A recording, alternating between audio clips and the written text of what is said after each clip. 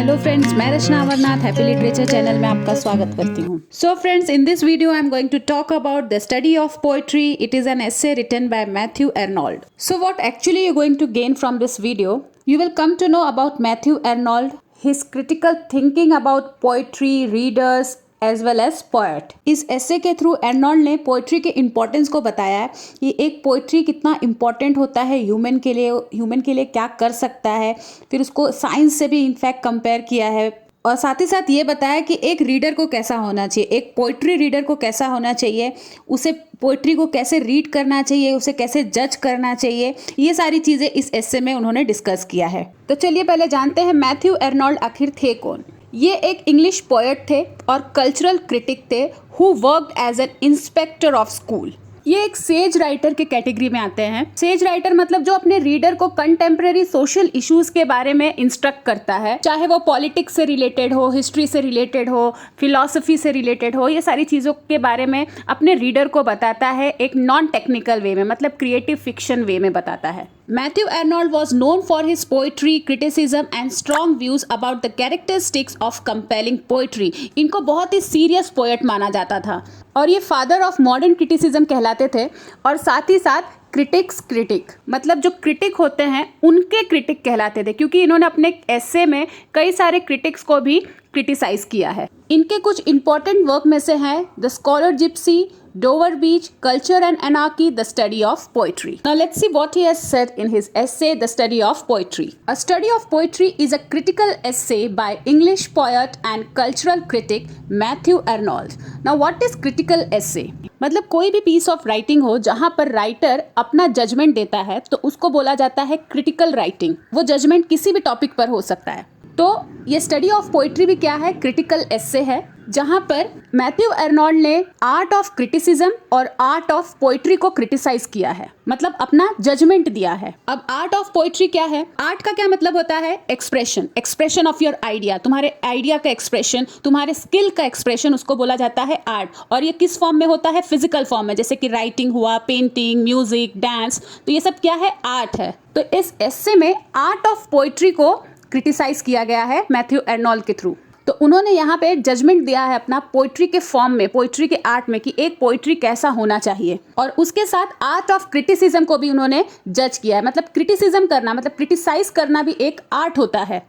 ऐसा नहीं कि किसी के भी बनाई हुई चीज़ या लिखी हुई चीज़ को क्रिटिसाइज कर दो, अरे बेकार है ये, बिना किसी लॉजिक, बिना किसी रीज़न के, तो उसको क्रिटिसिज्म नहीं कहते. क्रिटिसिज्म में क्या होता है? लॉजिक होता है, एक रीज़न होता है उसके जजमेंट के पीछे, तो उसी को क्या कहते हैं? Criticism. Arnold believes that the art of poetry is capable of high destinies. So what he is saying that people who are involved in art of poetry will have bright future ahead. वो क्या कह रहे हैं? जो भी art of poetry में involve है उनका आगे चल के फ्यूचर बहुत अच्छा होने वाला है, क्योंकि इसका स्कोप बहुत ज्यादा है. So what is art of poetry? It is an art through which person express his ideas, feeling, emotion, imagination in the form of words, in the form of language. तो जिस किसी को भी ये आर्ट आ गया उसका फ्यूचर एकदम bright है, ऐसा अर्नोल्ड कहते थे. It is the art in which the idea itself is the fact. अगर आपने प्लेटो को पढ़ा तो आपको पता होगा कि वो पोइट्री के अगेंस्ट बहुत कुछ बोले हैं कि पोइट्री के अंदर कोई फैक्ट नहीं होता, कोई रीज़न नहीं होता, कोई लॉजिक नहीं होता, उसका कोई फ्यूचर नहीं है. तो मे बी ये स्टेटमेंट उनको जवाब देने के लिए है कि पोइट्री में जो आइडिया होता है, जो इमेजिनेशन होता है, जो क्रिएटिविटी होता है, वही खुद ही एक फैक्ट है. तो इंट्रोडक्शन से क्लियर हो गया कि अर्नोल्ड जो है वो आर्ट ऑफ पोइट्री के फेवर में है. बस रीडर्स को बताना चाहते हैं कि कोई भी पोइट्री को कैसे जज किया जाता है, कैसे इंटरप्रेट किया जाता है. तो फ्रेंड्स, पहले मैं शॉर्ट में इस एस्से के फैक्ट्स को समझा देती हूँ, उसके बाद हम टेक्स्ट के थ्रू इसको समझेंगे. तो इस एस्से में अर्नोल्ड बोलते हैं कि जो पोइट्री है उसका फ्यूचर बहुत ही ब्राइट है. पोइट्री में जो भी लोग इन्वॉल्व है, मतलब जो रीडर हैं, जो पोएट हैं, उनका फ्यूचर बहुत ही अच्छा होगा. इसमें बहुत ज़्यादा स्कोप है. इनफैक्ट आगे चल के रिलीजन और फिलॉसफी जो है वो पोइट्री से रिप्लेस होने वाला है. तो एक तरीके से देखा जाए इन्होंने फ्यूचर बताया है पोइट्री का. फिर वो आगे कहते हैं लोग आगे चल के पोइट्री के थ्रू अपने लाइफ को इंटरप्रेट करेंगे, अपने लाइफ को समझेंगे, अपने आप को कंसोल कर पाएंगे. Then he further says that even science is incomplete without poetry. तो मे बी ये इन्होंने इसलिए कहा होगा कि जो पोइट्री है वो इमेजिनेशन पर बेस्ड होता है, आइडियाज पे बेस्ड होता है। तो पहले जिस चीज को हम इमेजिन करते थे कि हम यहाँ बैठे हैं और दूर किसी से बात कर लेंगे, तो आज वो एक्चुअली में हम वो चीज कर पा रहे हैं। तो मे भी शायद इस कॉन्टेक्स्ट में उन्होंने बोला होगा। फिर वो कहते हैं कि एक रीडर जब पोइट्री रीड करता है, उसे समझता है, तो वो ये एस्टिमेट करता है कि ये पोइट्री एक हाई स्टैंडर्ड का है या नहीं, अच्छा है या नहीं, इसको पढ़ना चाहिए या नहीं। और ये जजमेंट करने का रीडर के पास 3 तरीका होता है, वो है रियल एस्टिमेट, हिस्टोरिक एस्टिमेट और पर्सनल एस्टिमेट। रियल एस्टिमेट जो होता है वो अनबायस्ड होता है, मतलब इसमें हिस्टोरिक बैकग्राउंड को कंसीडर तो करते हैं बट इतना ज़्यादा उससे इन्फ्लुएंस नहीं होते, मैनिपुलेट नहीं होते।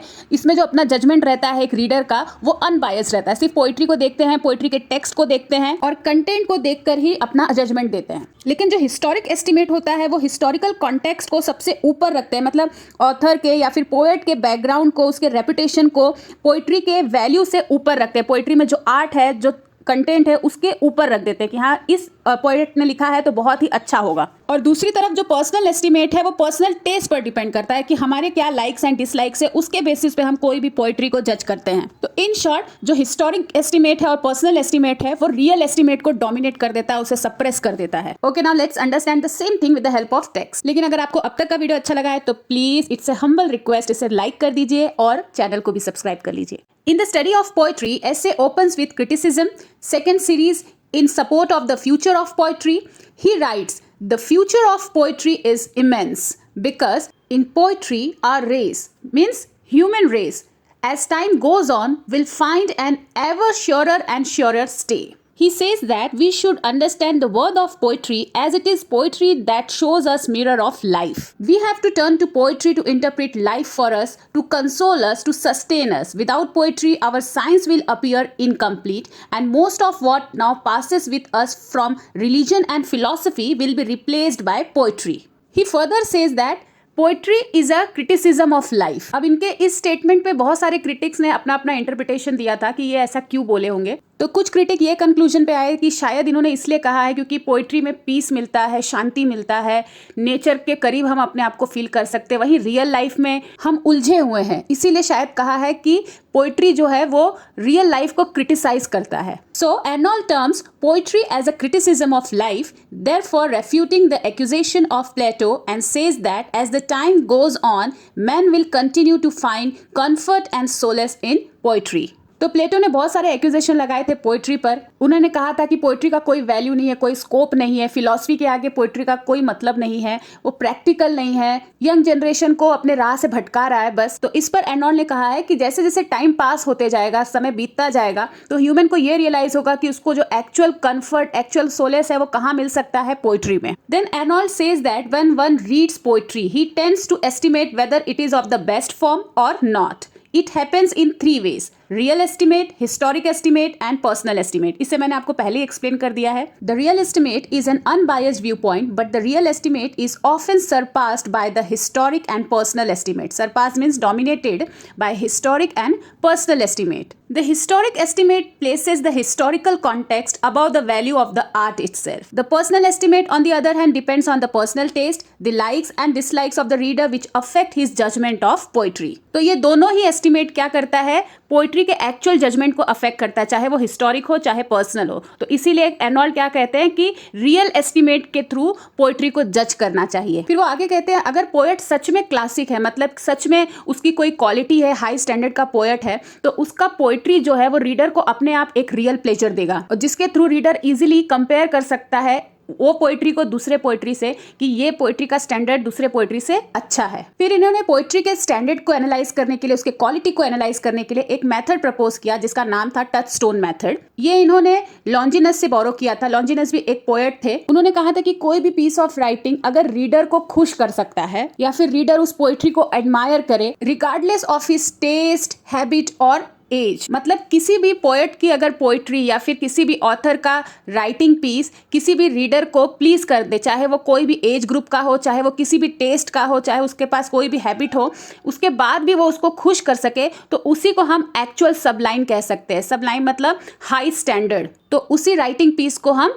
सबलाइन कह सकते हैं, ऐसा लॉन्जिनस ने कहा था। तो इसीलिए एर्नोल्ड ने भी यही मेथड को यूज किया है। Do read this point, you will understand more. Arnold applies the touch stone method by taking examples from the time tested classics and comparing them with other poetry to determine whether they possess the high poetic standard of the classics. तो एर्नॉल्ड ने classic poetry के standard को analyse करने के लिए, उसके quality को analyse करने के लिए टचस्टोन मेथड यूज़ किया था, जिसमें उन्होंने एग्जाम्पल में होमर लिया, दांते, फिर शेक्सपियर, मिल्टन, इन सभी के पोइट्री को इन्होंने टचस्टोन मेथड के थ्रू एनालाइज करने की कोशिश की थी। तो फ्रेंड्स, इस वीडियो में बस इतना ही। आई होप ये टॉपिक आपको क्लियर हो गया हो। अगर आपको ये वीडियो अच्छा लगा है तो प्लीज़ इसे लाइक कर दीजिए, चैनल को भी सब्सक्राइब कर लीजिए, और अगर आपको लिटरेचर से रिलेटेड कोई भी टॉपिक पर वीडियो चाहिए तो आप मुझे कमेंट सेक्शन में लिख सकते हैं। तो मिलते हैं मेरे नेक्स्ट वीडियो में एक नए टॉपिक के साथ। तब तक के लिए आप अपना ख्याल रखिए। बाय।